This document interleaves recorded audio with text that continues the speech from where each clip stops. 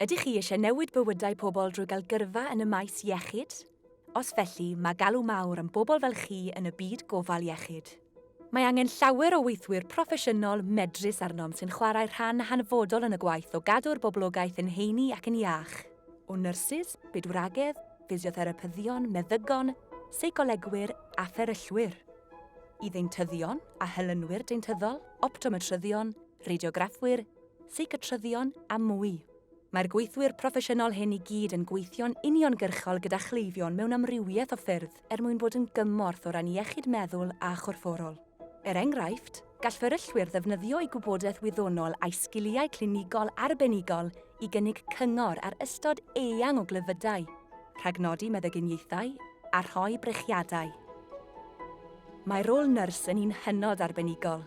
Mae nyrsys yn defnyddio sgiliau clinigol ac arweinyddiaeth i roi gofal ac i hyrwyddo iechyd pobl o bob oed, mewn amrywiaeth o amgylcheddau.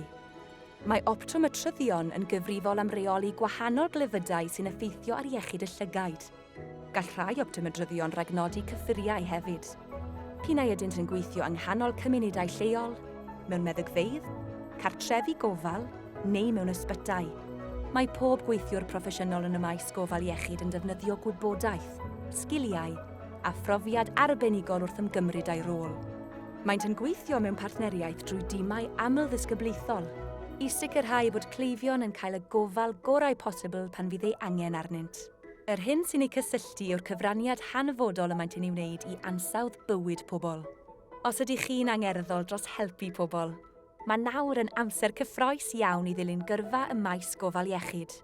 Pa bynnag rôl rydych chi'n ei dewis, byddwch chi'n chwarae rhan fawr yn newid bywydau pobl. Mae eich gyrfa y maes gofal iechyd yn dechrau yma.